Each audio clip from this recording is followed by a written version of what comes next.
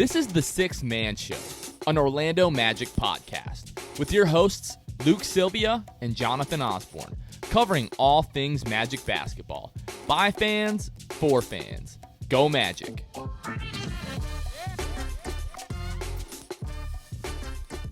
What's going on, Orlando Magic fans? You guys are back with the Sixth Man Show. It is August 9th, 2021. As always, you know I'm joined by the co-host, Luke Sylvia. Luke, what it do? Man, I'm glad there's basketball wasn't gone from our screens very long. We've been talking about it today a little bit, but man, Summer League being back is great. It's not always the best product, but it's fun to see the big names from the lottery picks get some run, and man, getting to see them play today has been pretty insane. Some pretty good highlights already from some of them. Definitely. And our viewers on YouTube, you guys might notice we have a very special guest with us. So some of you may know him by the name Migzors on Reddit, but we're joined by Michael Orlando, one of the moderators of the Orlando Magic Subreddit. Back for, Michael, what is this, your third time on the show? Oh, man, is it third? I feel like I think second. So. Maybe it's the third. Man, it's just so magical. It's hard to remember, you know? Very magical. How are you, my friend? Good to hear from you. Glad to see you guys again. Doing pretty good, you know. Excited for Summer League, obviously.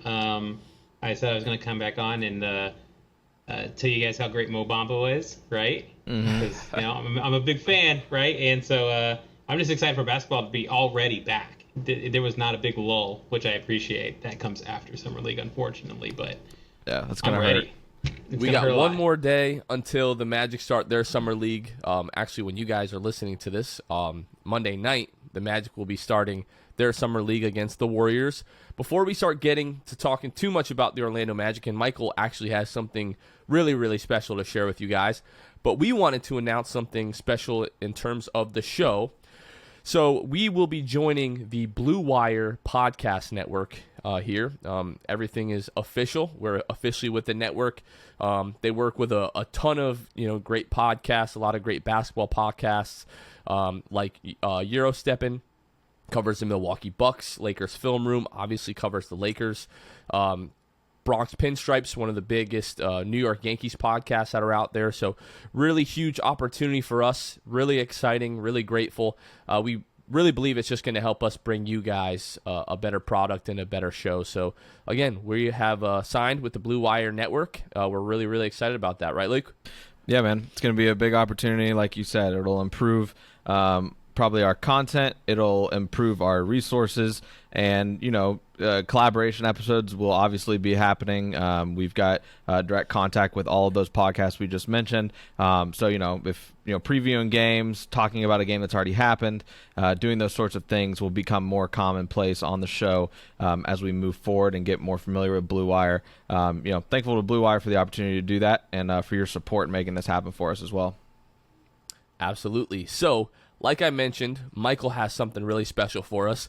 So Michael, working with the Orlando Magic subreddit, obviously he's huge in the Orlando Magic community. So Michael has something for the folks in the Orlando Magic community. Michael, you want to talk about that a little bit?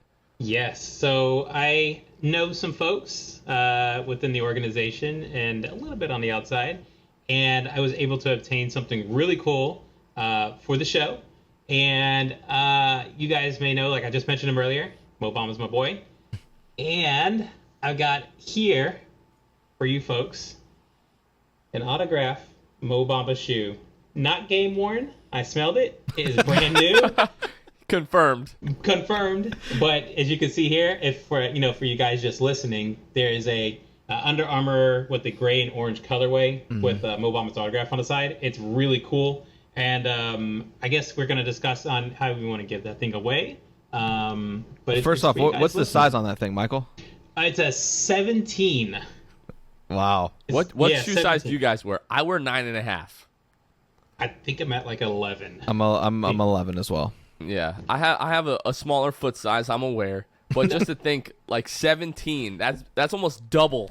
Right. Like the size of my foot. Like that's crazy to think about. Yeah, I told Greer, who was kind enough, that's Mo's agent, hey man, they're the perfect size for me. I really appreciate it. Yeah. Wearing these things at Kroger's or the grocery store, you know what I'm saying? Yeah. No, I haven't put them Yeah, on for yet, your internship at the circus. Those will be absolutely perfect. Absolutely. So yeah, when this episode comes out on Monday, we'll follow it up. We'll tag the Orlando Magic Subreddit Twitter account in a tweet on Twitter. A lot of Twitter talk here, but a lot of alliteration. All you guys need to do is retweet that tweet. So if you guys don't have a Twitter account, I'm sorry, it takes 30 seconds to set up a Twitter account. Yep. And then just find us at Six Man Show. You don't even have to follow us. Just retweet the tweet, and you'll be entered. You'll have a chance to win that shoe. So we'll post that tomorrow. I think maybe we'll do the drawing on like Friday and see who is gonna win that shoe, and we'll give that away, and we'll ship that out. So Michael, thank you so much for doing that. That's huge. We really, really appreciate that. Michael, always giving back to the Orlando Magic community. We really, really love that. So, folks, you came to the show for some Orlando Magic news, so we have some Magic news for you guys. So, first off, Coach Jamal Mosley's coaching staff has been made official by the organization. So, the biggest thing that popped out to me about this, guys, was the fact that Becky Bonner was not on this list. So Jake Fisher from Bleacher Report a couple of weeks ago reported that Becky Bonner, who is involved with player development within the organization, that she was going to be taking a role on the bench with Jamal Mosley. That does not seem to be the case. His coaching staff is going to be Nate Tibbetts, Jesse Mermis, Dale Osborne, Brett Brielmeyer, and Lionel Chalmers. So just to give you guys a little bit of background on each one of these guys, we talked about Nate Tibbetts. Last 9 years, he's been an assistant coach in Portland under Terry Stotts. Worked in Cleveland with Jamal Mosley. Jesse Mermis from 2019 to 2021 was an assistant with the Sacramento Kings. From 2016 to 2019, he was an assistant with the Lakers. Dale Osborne, great last name. Doesn't spell it the same way, but it's a great last name. He spent the last 9 years as an assistant with the Portland Trail Blazers with Nate Tibbetts under Terry Stotts there. And then Brett Brielmeyer. Last year, he was the coach of the Nets G League team, the Long Island Nets, but he has spent time as an assistant in Brooklyn and also in Cleveland, and he was also a player development assistant in San Antonio. And then last but not least, Lionel Chalmers. This is actually going to be his 5th season with the Magic. He spent the last 2 seasons as a player development coach. He started in 2017 with the Magic as a video coordinator. Chalmers was the 33rd pick in the 2004 draft, played 1 season with the Clippers, and then he spent 11 years playing overseas. So guys, you may have noticed there is a trend within this coaching staff, and it's the words player development. So obviously we don't know a ton about these guys. For most people, this is our first time hearing some of these names. But Luke, when you hear these names and you see their experience, what are your first thoughts? Well, first and foremost, the one I like the most is the headliner for sure, and Nate Tibbetts, just because he spent the last couple seasons as the associate head coach for Portland, and so I think that's the biggest thing that stands out to me. Also, would note that we believe that even though Bonner won't be on the bench, that her role will still be elevated. She's still getting more essentially notice and more responsibility within the organization. How that looks, personally, I have no idea. I'm just glad that it wasn't that she's staying stagnant in terms of staying in her current role, that she's getting an elevated role there. But yeah, as far as, like you said, player development, it's going to be huge. It's Jamal Mosley's first and foremost. That's what he values the most, player development and player relationships, which all contribute to that as well. So, yeah, it'll be good. It's nice to have that coaching staff in place by the time Summer League will be beginning. We'll get a look at Jamal Mosley and his coaching style starting tomorrow, as we also know that he will be at least start out coaching this team, which I really do love in the Summer League. And Michael, how about you? How are you feeling about the finalization of the coaching staff? I'm not gonna lie, man. I don't know any of these guys. But what I do know is that Jamal seems like a really great coaching choice, right? He seems very player focused. Yeah. Which tells me that everybody he's going to pick up is going to be as equally passionate about growing his players as he is. So, I mean, I just can't wait to see them out there and see what they do with the players in the Summer League and the preseason and how they work their lineups and things like that. So I'm just as excited as you guys to see, what happens with these guys. Yeah, I think part of the concern when, we were talking about who was going to be the coach, if it was going to be Penny Hardaway or maybe like a David Vanterpool, Wes Unseld Jr. It finally ended up being Jamal Mosley. There was a large sentiment throughout the fan base that if you were going to hire a first-time coach, that it was probably going to be best to bring in an experienced head coach onto the coaching staff to try to help Mosley navigate, through becoming a first-time coach. Now, we don't have that. I think the closest thing that you have that is going to be Nate Tibbetts, who was the associate head coach in Portland, so just right below Terry Stotts. But what we are seeing is the organization go all in on player development. It just seems like at every turn you look, we can talk about some of the roster decisions that were made over the span of the last week as free agency has started. And now we're looking at, the coaching staff. If you look back to March, the trades that were made, the team is really, the organization is really going all in on player development. And like you guys, I have no idea who most of these guys are. I'm hearing their names for the first time, over the last couple of days here. But one thing is for sure, there is a strong emphasis on player development, and I think that's really exciting. Is it a little bit scary that there's no real head coaching experience on this staff? Yes, there's a little bit of concern. I would be lying if I said otherwise, at least in my opinion. But the emphasis on player development, I think, it is really, really exciting. Yeah, it's just like I said, it's nice to have it, happen in the time that it is. We're getting everything put in place. It looks like it's setting up to be a really a growing season, obviously, but will be very fun, as we continue to say. Young, fun, along with them and the coaching staff. I mean, those guys seem to be putting in the work to already. We saw Mosley gets the job working out with Mo Bamba day one. So it's going to be pretty interesting to see how everything pans out this season. Fun team, no doubt, though. All right, we're going to take a quick break, and when we come back, we'll talk about some of the roster moves the Magic have made in free agency so far. Attention listeners across the galaxy, all the way from Australia to Houston. Do we have a pube problem? If so, our friends at Manscaped have cleared you for takeoff with their 4th generation and brand new Lawnmower 4.0. Kick your pubes to the next planet with the Performance Package 4.0. The orbits in your pants will feel like you're in zero gravity when you use the best tools for the job from the leaders in male grooming. Join the 2 million men worldwide who trust Manscaped and get your rocket ready for takeoff by going to manscaped.com for 20% off plus free shipping with the code SIXTH. That's code SIXTH at manscaped.com. Ready for an out-of-world experience, fellas? Look no further than the Performance Package 4.0 from Manscaped that has just taken off in not only the USA, but Canada, the UK, across Europe, Australia, South Africa, and Singapore. Inside this package, you'll find their Lawnmower 4.0 trimmer, Weed Whacker ear and nose hair trimmer, Crop Preserver ball deodorant, Crop Reviver toner, Performance boxer briefs, and a travel bag to hold your whole solar system. The Lawnmower 4.0 also has a 4000K LED spotlight you can turn on and off when needed for a more precise shave throughout your travels across the universe.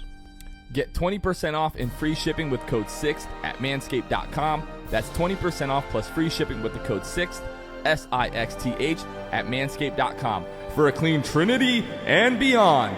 Your Spaceballs will thank you. All right, guys. So the Magic were really slow to start free agency over the course of the first day. They were really one of the only teams that hadn't made a move. Since then, it was announced that the Magic were going to sign veteran center Robin Lopez, as well as rookies Franz Wagner's brother, Mo Wagner. Although that hasn't been made official yet, the Magic have officially signed Robin Lopez to a 1-year, $5 million deal. Into their non-taxpayer mid-level exception. And then today, just a few hours ago, it was announced that the Magic are going to waive Dwayne Bacon. We'll get into each one of these topics separately. I wanted to start with you, Michael, as the Magic re-signed Mo Wagner. So just to give you guys a little bit of a background here. So it's rumored the Magic are going to sign Mo Wagner to a 2-year deal. Last year, in 11 games for the Magic, he started 10 games, averaged 11 points, 4.9 rebounds, 1 assist, shot 40% from the floor, 37% from 3, and he wore number 21. Now, Michael, in Franz Wagner's episode of Orlando Magic Pod Squad from the other day, he told Orlando Magic equipment manager, Jacob Diamond, that he wants to wear number 21, but he did mention on the pod squad that if Mo was re-signed, that he would at least consider switching his number. So what do you think of that, and what do you think of the Magic re-signing Mo Wagner altogether? I think first off, it shows that they value something in its chemistry, right? Like, they could have brought back a lot of different players, right? Mo played well for us last year. I mean, we were like begrudgingly like, "Oh, man, you're playing a little too good," you know what I'm saying? Down the stretch there. Yeah. And it just shows like they want to have a good cohesive unit, the unit that gets along across the board. And everybody's young, everybody has like a similar like experience level and things like that. And while you can see that's a bad thing, I think bringing Mo in, who has been in the league, and Franz coming onto the team, you know, it's just like it works out so many levels. It's almost a no-brainer move. And as for the the jersey pick, he did say he would give it up if Mo re-signed, but he did say that they could play one-on-one for it too. So, and that was a good podcast. If you guys haven't heard it yet, it was a great episode. But I would like to see the Magic put out a video of them playing one-on-one for the number and seeing what the end result is. Luke, what about you? Yeah, I mean, you look at Mo. Some people didn't understand, re-signing Mo, but I think it's pretty clear, like Michael has just said, something that they value is that chemistry. That really the big word is just continuity, right? Bringing back at least something that people are used to around the team, not bringing in a fresh new guy, somebody who already was introduced to the organization, played 11 games last year for Orlando.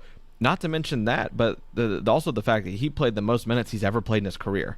He definitely benefited from that. He played, I think, 26 minutes a game. He had never played over 20 in his career so far, and I think he did well. You look at his numbers, 11, 5, and 1 essentially. But the biggest thing that stands out to me is that he had never shot over two threes a game. But obviously, with more volume of minutes, he got a little more chance to show his extended range. I mean, he ended up shooting almost 4 a game and shooting 37% from 3. So we'll get into, I'm sure, roster construction and at some point here, just because there are a lot of question marks, especially with Dwayne Bacon being waived. But he's a guy that, if he's improving his three-point shooting, I don't see why, even though he's been primarily a center in his career, why you can't move him into that 4 slot and just kind of let him stretch the floor, essentially. Let him run short side on the baseline and get out on the 3 line at times and knock down the 3. I think that he has shown that, for what he's being paid, why not bring him back? I don't see a reason that you wouldn't have in this situation. So I just want to be on record, really first and foremost, that I came up with the name Dazs.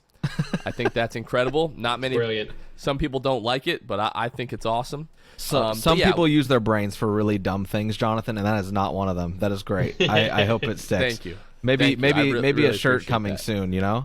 Maybe it sticks. That's an idea. Yeah, that is an idea. Yeah. If anybody else starts making shirts, you'll hear from my legal team.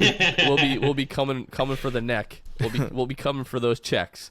But yeah, no, with Mo Wagner, realistically, maybe he's your backup 4.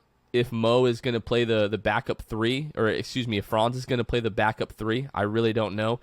Realistically, Mo is probably your 12th or 13th guy. It's probably an inconsequential move. I think easing Franz along in the NBA, having his older brother there is going to make that much easier for him. I would assume they probably have the same agent. So when it comes time for Franz's contract extension, you're creating some good faith with the agent in that case. You're creating good faith, across the league. The Magic, and people might think that's kind of a hot take, but I think the Magic have shown that time and time again that they're willing to take that into consideration, kind of creating that good faith with agents across the league. But no, I like what Mo gave us last year. Like you said, 11 points, almost 5 rebounds. More than anything, he gave us an edge. Like, Mo is just definitely a guy that tends to get underneath other people's skins. We haven't seen that totally out of Franz just yet. I remember very specifically at Michigan, Mo was a guy that got underneath people's skin. So it'll be cool to see if we have 2 of those guys in the Wagner brothers. Like, if they turn into, this is going to be a Mighty Ducks reference for all of you young kids out there, but if they turn into like the Bash Bros, I would absolutely love that. Like, if they're just out there shoving people around, getting in people's faces. Like, one thing, like me and my younger brother, we kind of have, you go back and forth with your younger brother. Everybody knows that. But there's one thing. As an older brother, you mess with my younger brother and you die. Like, those are just the rules. Yeah. So I will be, like, I hope somebody tries Franz at some point in the season and Mo just comes charging off the bench, gets ejected, gets a 2-3 game suspension, whatever the case may be is. But yeah, it'll be interesting to see what they do with the jersey number. So Franz, he's always worn number 21, kind of following in his older brother's footsteps. But he said if it's not too much trouble for Jake, he might be willing to give up that number. And he said that he might wear number 25, which just brings me back to the whole thing that the Magic need to start retiring jerseys. Just because anytime somebody chooses to wear number 1 or 32 or 25, the next person that wears 9, that's going to really rub me the wrong way. So the Magic just really need to start, retiring jerseys, in my opinion. But no, I like the signing. I like the fact that we're going to have the Wagner brothers. I liked what Mo brought to the team last year. Michael, like you said, at times a little bit too much. He was playing a little bit too well because the last few games of the season we were almost cheering for losses. And hey, it worked out. We ended up with Jalen Suggs. But yeah, I think the Mo Wagner signing, it's a 2-year deal. We don't know the terms yet. I doubt it's going to be anything crazy. We don't really have the cap space to sign him to some kind of big deal. But I think it's going to turn out to be the right decision with Mo Wagner there. Next up, so the Magic, didn't really make too many waves with this signing, with this announcement. So the Orlando Magic signed veteran center Robin Lopez to a 1-year, $5 million deal, again, into the Magic's non-taxpayer mid-level exception. He's played 13 seasons in the NBA, career averages 8.8 points per game, 5 rebounds a game, shoots 53% from the floor. Everyone knows his hook shot is lethal. Last year with Washington, he played 71 games, started 9 of those 71 games, averaged 9 points per game, 3.8 rebounds. He shot 63% from the floor. Luke, what are your thoughts on the Robin Lopez signing? Well, I think the biggest thing going into this, off season was that a lot of people have been saying, sign a veteran that, not only as a veteran, but as a guy that doesn't mind if his minutes aren't incredibly too much. And that's just what you get with him. He started not many games last year and he's got Orlando, right? He's got Disney. He's got Disney in his back pocket. He says, if he has a bad game, he's going to just go, blow it off at Disney and ride Splash Mountain. Right, exactly. So I think it'll be a really good fit. I don't see why not. He already loves the city of Orlando because of Disney, and he, seems to be a really personable guy with all of his, little things that he gets into with mascot specifically stuff. And so I think it'll be really cool to see him fit into that role. I think that he is going to be the perfect thing that we were thinking of when we thought about, signing a free agent, this offseason. Michael? It was brilliant. I had no idea they were even going to land, a player like him, right? You'd think he maybe could have gone somewhere else and to maybe compete for some time or a competitive team. And not to say we're not competitive, but let's be realistic. Might not make the playoffs this year, though they will be exciting to watch. I think he, when Vooch got traded, one of the things we were like was, who is Mo going to play up against? Who's going to help build him up, right? Like, he's lost that veteran presence on the court in practice. Who's going to push him to be better? And when Mo was played against, Robin out on the court, it gave him a hard time. What better person to bring in to help build him up than somebody who gave him trouble, right? Hopefully, he will show Mo the magic of some of his post moves because, again, I love Mo, but I feel like they were asking him to do things that were not typical of somebody of his build, right? So I'd like to see more post game from Mo. He's so long, so athletic. He could easily get a hook shot over those guys in the paint. Easily. So I think his presence is just going to lift up that whole big man squad a bit, and I think Robin's more like a on the bench assistant coach without the coach title. For Donald Foyle, if you will. Yeah, he's a Donald Foyle of the Magic, pretty much, of this era for us, anyways. And I love it. I don't think they've really made a bad move this season, the Magic. I feel good about everything so far. It's some debate on some things, but I can't find really much fault with it. I tweeted that out not long after the Robin Lopez signing because everyone's like, we got Robin Lopez, let's go. Like, everybody's so excited about it. And I said, how well have the last 6 months gone that almost universally everyone is happy that we signed Robin Lopez to a 1-year, $5 million deal. That's, in my opinion, how well the front office has been operating the last few months, that we're looking at a guy who probably isn't going to play much barring injury, that he really is a good signing. So, like Luke said, the incentive for Robin Lopez is either he and Brooke, or Brooke owns the home in Disney. I'm not totally clear on that, but obviously it's his brother. He'll be able to stay there.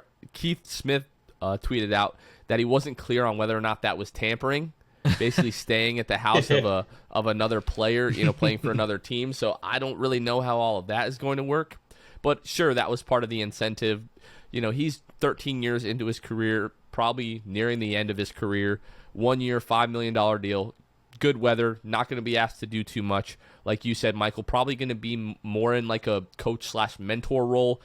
This is the type of guy that we talked about that going to add a little bit of depth to the bench, but mostly is just going to be a professional in the locker room that a lot of these young guys are going to need.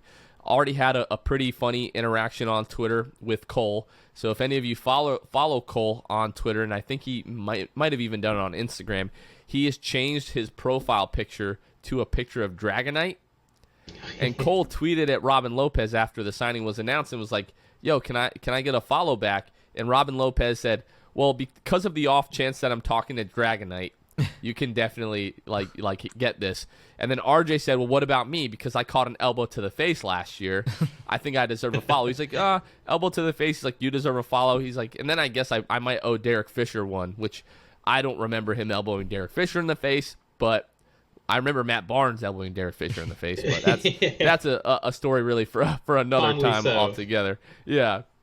But that was more of a off the court incident. If you guys aren't aware of that, you can just Google Matt Barnes and Derek Fisher's history. We're not going to get too much into that soap opera. But I think Robin is going to be a really good guy for the locker room. Seems like a guy that's going to be a lot of fun. I think he's going to be a fan favorite for Orlando Magic fans with his interactions with stuff. Hopefully they get along now. That would be really great. But I think he's going to be like a fun interview. He'll probably do, have some antics that Magic fans will be aware of. Now, there's another move that the Magic made today that it seems like Magic fans are honestly kind of split on, and that is the Magic's decision to waive Dwayne Bacon. So the Magic had until the 9th to waive Dwayne Bacon, or the final year of his 2-year deal with the Magic would have become fully guaranteed. So last year with the Magic, he was the only player that played all 72 games. He started 50 of those games. He averaged 10.9 points, 3.1 rebounds, 1.3 assists. He shot 40% from the floor. Luke, what do you think about the Magic making the decision to waive Dwayne Bacon? I don't think it's surprising. I don't disagree with it either. I mean, you look at his numbers last year. Yes, the one thing that was great about him last year, and probably the most important of it all, was that he was just healthy consistently. He played every game. When I think I was watching Oscar from the Magic Report react to it today, he seems a little bit out of shape about it, because his whole thing was, when you looked around that roster at times, it was just Vucevic and everybody else on the court who wasn't injured at the time. But the main, the one thing that remained the same was Dwayne Bacon being there as well. So I get it. He did good things last year, I guess, for the Magic and just staying healthy. But also, I mean, I can't help but look at 40% from the field, 28.5 from three. I'm not upset about this, right? I mean, you look at, who we've got otherwise. He played shooting guard. You look at the shooting guard position this year, and it's like Cole Anthony, T. Ross, MCW, Gary Harris. Where was Dwayne Bacon going to fit in? And also, he's still young. He's like 25 or 24. So he's still looking to grow and develop. He's probably still looking for getting his touches. We learned that last year. There was moments where Dwayne Bacon just looked like he wasn't going to even he wasn't going to look anywhere but the rim. So I think that he could have taken away from those young guys this year in that respect. I wouldn't say he has a veteran presence by any means. There just wasn't a lot that I feel like would be contributing by keeping him. When you look at the guys that, like, it was either him or them, right? And you look at the roster, and it's like, what would be the point? The Magic had an easy out waiving him, and there's a lot still to unfold with the roster, but I just didn't think it made any sense to keep him in the first place. There's also some belief that the Magic are going to just open that roster spot. Now they have 14 guys on the roster, and they'll leave that last spot open in case they need to use that trade exception that they got from the Evan Fournier deal last year to add a 15th person to the roster. Also opens up the possibility of them signing somebody to a minimum contract or to a two-way contract, so we'll see what happens. Michael, how did you feel about the Magic waiving Dwayne Bacon? I mean, as Luke said, it seemed kind of almost like a no-brainer. Like, when was he going to play? And what was he going to do exactly? We already have so many folks in the backcourt. We have some folks who need to get minutes to grow. I'm not going to meme them because, they're like, Tank Commander Bacon, and, he never passes the ball. Once it goes to him, it's a one-man game. But, I think he was forced to play a bigger role than he maybe was comfortable with at the time. Yep. He had to carry the minutes and who was going to play with so many people out. So, especially after the trades happened. And, I only wish that they cut him sooner because that way you'd have more opportunities to sign with teams. They cutting him kind of late, if you weren't going to bring him back, just let him go as soon as you can. But, a good move. I feel bad for him that he had to go. He played his heart out with us and maybe could play maybe a little bit better, but what do I know? But, I just think it's the right move for the organization to open up time for RJ. And, I mean, we still have, Harris on the team, right? So when's he going to play if we got Bacon out there, too? So good move. Good, solid move. I mean, addition by subtraction.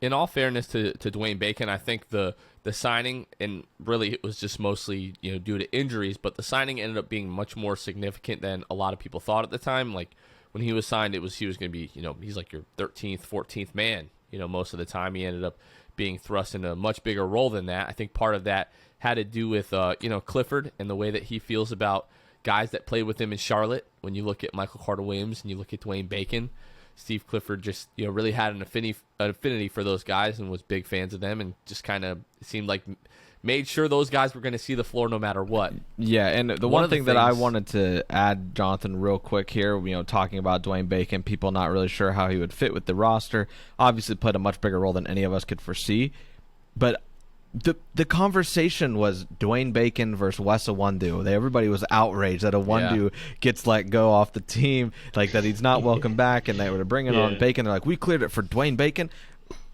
This is no hate on Wes Iwundu. Dwayne Bacon is better than Wes Iwundu, and I think that move was smart. That was the move to make at the time, and he ended up contributing more than I think Wes Iwundu ever would have in that same position last year. So I think in hindsight, I am glad to stand with my comments that I made when Iwundu was not coming back and Bacon was signed. Well, Michael said he doesn't want to meme. I'm going to meme just a little bit. One of the things that I'm going to miss the most about Dwayne Bacon is that Jeff Turner gave him the best nickname that Jeff Turner has ever come up with, which is the Pancetta Shredder. That is good. Legitimately one of the best nicknames that I've ever heard when it comes to the NBA.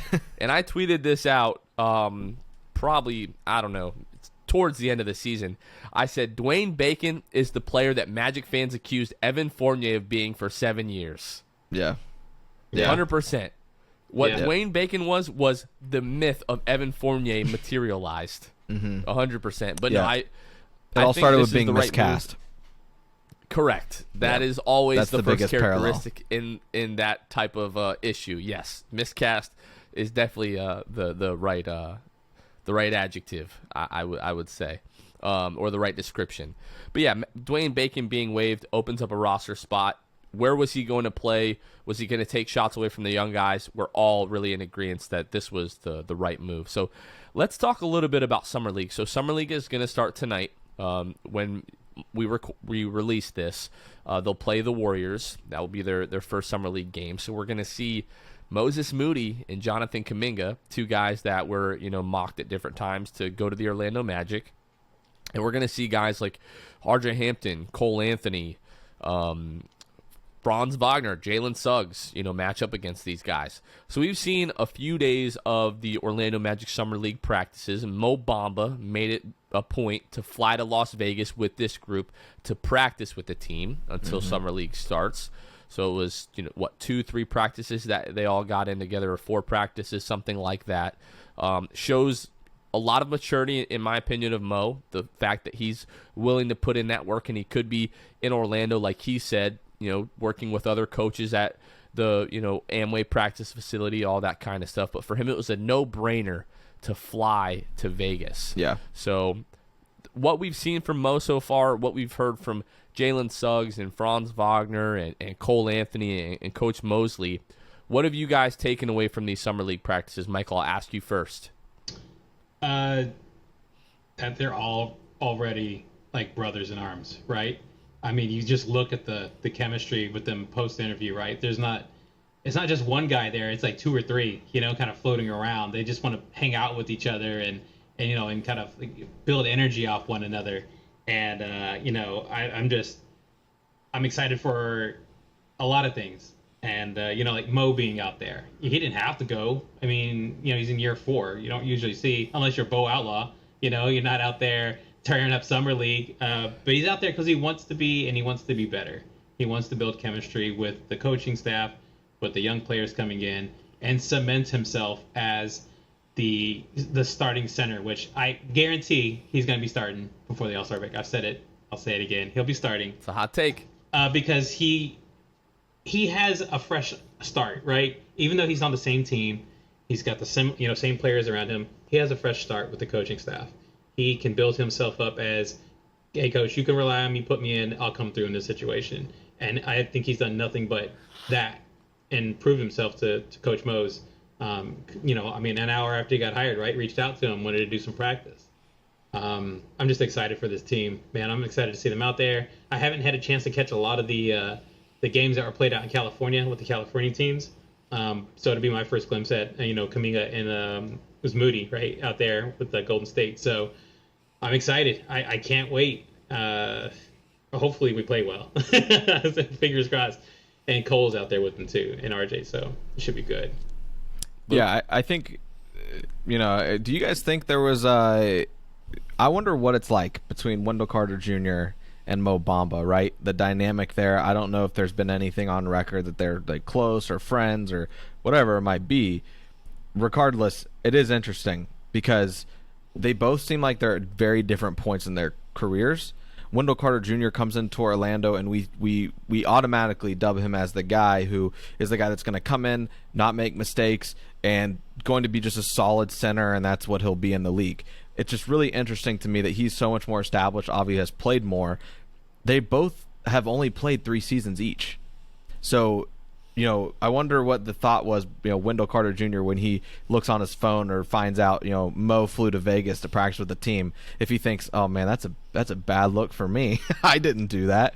And so, yeah, exactly. So it's like, well, I don't know, but that definitely is the right choice by Mo. And like, we have said, it was a no-brainer to go out there and do that. I mean, you look at the guys that are going to be part of the core, and they are all young, and they're already going to be there. These are guys that he's going to – these aren't just like scrubs that he's running around with. It's, guys like Cole, Jalen, RJ, and Franz that he's going to play with and play alongside. So I think, if anything, it was just a chemistry booster for him. He's like, we've all said it already, it's a fresh start for him. I think that this was the perfect move by Mo Bamba to do so, and hopefully he stays out there and is there at the game tomorrow night as well. I think it's really good for Mo. It's a really good look for him. So, Luke, what I was going to say is that I didn't think it would really be a bad look for Wendell, because I just, obviously we don't know as much about him as we do Mo, with Wendell being in Chicago for the first 3.5 years of his career, but part of me wanted to say that he had played more NBA games than Mo, and because of that reason, Mo just really needs reps, so it's not a bad look. Wendell's played 141 NBA games. Mo Bamba has played in 155. Wow. So that's pretty shocking. If people want to talk about, Mo Bamba, and I think with Wendell, it was probably more that he wasn't really in the rotation. With Mo, it's just been just one injury or, COVID and different circumstances, one after another. Ken Burch was obviously a big reason with that. I don't know if it's a bad look necessarily for Wendell. Yeah, no. I know that. Yeah. It's more so just a good look for Bamba. And, right. Despite them, Mo playing more games, he absolutely hasn't played more minutes.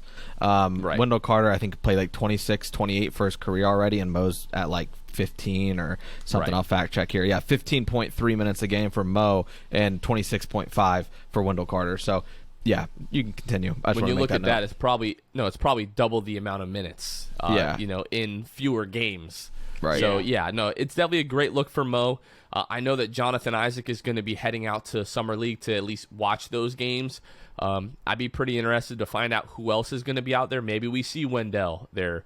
I wouldn't be surprised to see Chuma there, right? Or Gary Harris or some of these other young-ish guys. Just in terms of continuing to build that chemistry. Team wide. And that stuck out to me today, watching the Raptors Summer League today.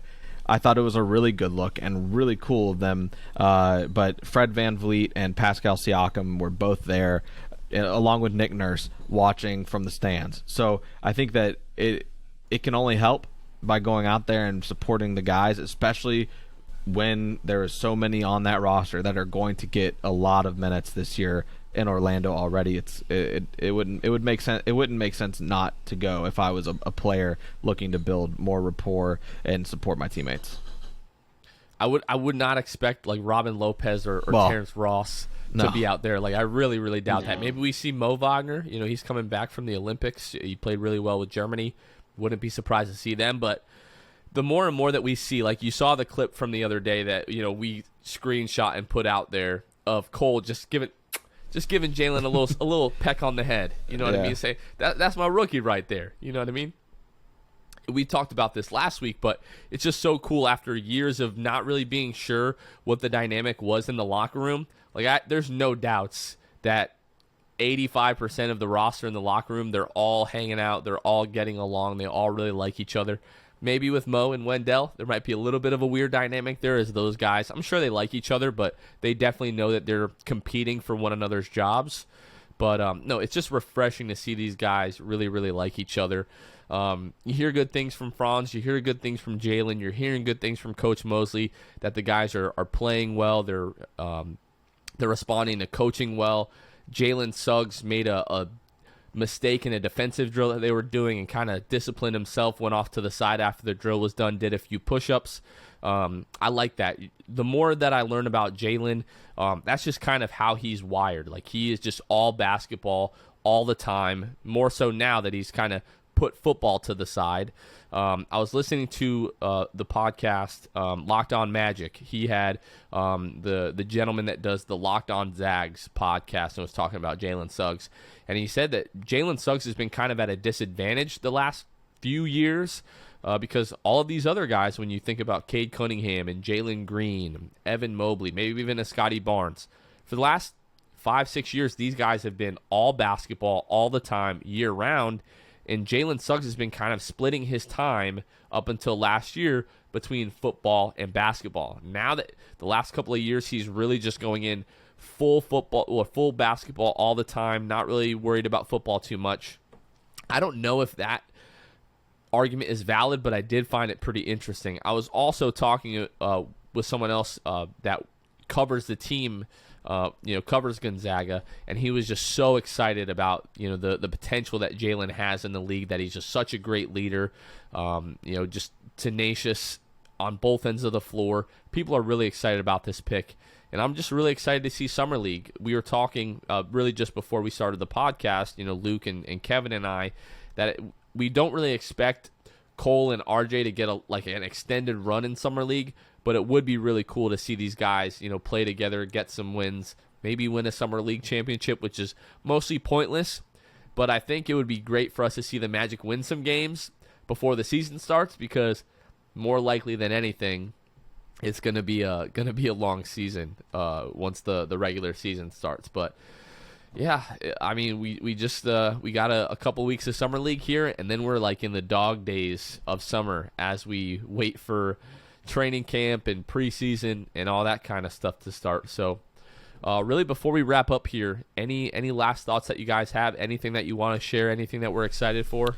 Yeah, I mean, as far as it goes, looking at the roster and what Summer League could be, it's not just huge for, the guys that are part of the Magic core right now, that young core, but it's huge for guys like, what we've been hearing a lot about is Timma, right?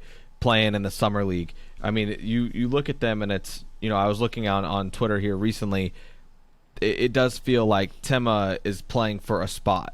And I think Malik from Twitter has also said, it feels like he's playing for a spot on the roster, and if he doesn't get a full, contract with Orlando, then he's going to just go back to Latvia. So that'll be interesting to see how he plays in Summer League. That's a guy that could be very interesting, playing in the small forward role, something that the Magic need, especially. And I think that, because you look at it, it's like, do they move T. Ross down to play small forward? And, you have Chuma and J.I., you could interchange at the 3, but other than that, there's really not much there. So unless the Magic go after like Alfonso McKinney, Jakar Sampson, Stanley Johnson, there's some guys that are out there that could make sense as a small forward. But at the end of the day, you just hope that they make the right decision here, and I know they will. But yeah, so as far as Summer League goes, keep an eye on Timma and kind of see where he ends up here after the season off season's over. Could be another ingredient in the Dwayne Bacon waiving. Maybe they are thinking that Janice Timma is going to come over and play for the Magic finally. So we'll see what happens with that. So, but guys, again, Michael Orlando, give it up for this guy. He's going to be giving away this autographed Mo Bamba shoe. He's going to hold that up for the camera again here. So yeah, you guys just go to @6manshow on Twitter. We'll follow up announcing this episode with a tweet. Just retweet that to be entered in the Mo Bamba shoe giveaway. And then we'll announce that, sometime on Friday. And one lucky fan will have a size 17 signed Under Armour basketball shoe from Mo Bamba. So that's awesome, man. But Michael, first of all, thank you for everything that you do on the Orlando Magic subreddit. You and I have talked about, the power-ups on the subreddit, trying to get a few more of those to get some more benefits for the community. So do you want to talk about that just a little bit? I don't know how much info you have on that, but it just helps boost up the features of the sub overall. It's higher quality video content, custom badges. You can also, if you contribute, you can post GIF replies. So right now, I can, but I don't know if it's because I have I'm a moderator or something like that. But right. It is a cool feature to have because you see them in some Reddit threads and you're like, dang, this would be the GIF, perfect time for this GIF. I can't do it. But right. If you choose to contribute to the community, that's a great way to go about it. It'd be neat to have those features on there though. No pressure. No pressure. But if you guys are involved in the subreddit, it just costs a few bucks a month. So if you guys can do that, again, it would bring a added benefit, to a lot of people in the subreddit community. So, but Michael, man, thank you so much for coming on. You always bring such great insight and your humor. I love it. Always love talking to you, man. Thanks for coming on the show. We really appreciate it. Yeah, thanks for having me, guys. It's always a pleasure coming on and talking, Magic Ball with you guys or just chatting in general. So much appreciated. Have me on whenever you want. Well, we'll definitely have you on next season during the season. We might not be very good, but the team at least should be very fun to watch. So hopefully we'll have some good things. Maybe we'll bring you on, right around the All-Star break, see what's going on with Mo Bamba and see what's going on with that take. I will have my Mo Bamba jersey on when he's starting in the All-Star game, man. You're going to be like... in the All-Star game. This man said Bamba. Starting in the All-Star game. No, yes, I will say this. I'm a big Mo Bamba fan. I think Luke and I both are. We've been rooting for Mo Bamba. We've been begging for him to get more minutes. People were basically calling us idiots last year when we were saying... do whatever you have to do, get Mo Bamba in the game. So I'm really hoping for him to be really good because it's just better for the team. I think Mo has the higher ceiling between him and Wendell. So Mo beating Wendell out for the starting job would be huge for the future of the Orlando Magic. But again, Michael, thank you so much for coming on. Luke, anything else? No, I think that's it, man. Awesome. Guys, well, for Michael Orlando and Luke, you guys have been listening to The Sixth Man Show, and we will catch you guys next time. See ya. Thanks for listening to The Sixth Man Show.